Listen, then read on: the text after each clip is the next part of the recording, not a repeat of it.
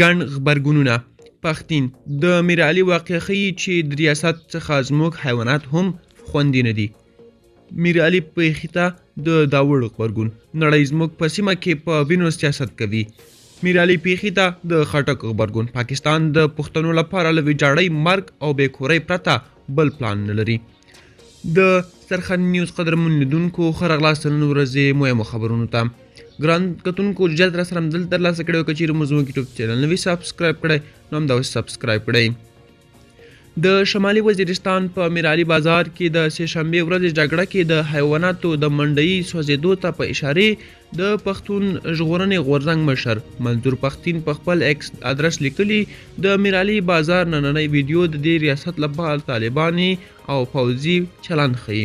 هماغه لوبه چې وسلوالې ډلې جوړه کړه جګړه پیل کړه او وروسته د هغوی د له منځه وړلو په نوم عملیات کې د عامو پښتنو ته مالي او زیانونه اړولي دي. منظور پښتين زیاتوي د دې ریاست له شر څخه زموږ حیوانات هم خوندي نه دي. دا د پښتون وطن حال دی.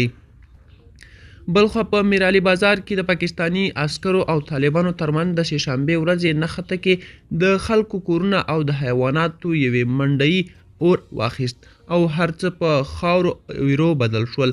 د ملي جمهوري غورځنګ مشر محسن داوړ دې پیښې ته په غبرګون کې په خپل ایکس لیکلي د پوځ او طالبانو په جګړه کې د خلکو کورونه او حیوانات ژوندي سوځېدل ښیي چې نړۍ زموږ په سیمه کې په وینو سیاست کوي. بلخوا پښتون سیاستوال افراسیاب خټک په خپل ایکس لیکلي چې 2014 کال کې په ورته پوځي عملیاتو کې په میر انشاه او میر علي کې زرګونه کورونه ویجاړ او لوټ شول. نوموړی زیاتوي دغه واقع هماغه د پخواني لومړي وزیر عمران خان لخوا شوي خبر ثابتوي چې د پاکستان دولت د جنګیالیو بیا راژوندي طرحې په اساس دې سیمه کې جګړه روان کړې ده. د پښتنو د مرګ، ویجاړۍ او بېکورۍ سیاست. د سرخط نیوز قدرمن لیدونکو دا وې د نن چمشي ویډیوګانې تر بیخي چارې ښه وخت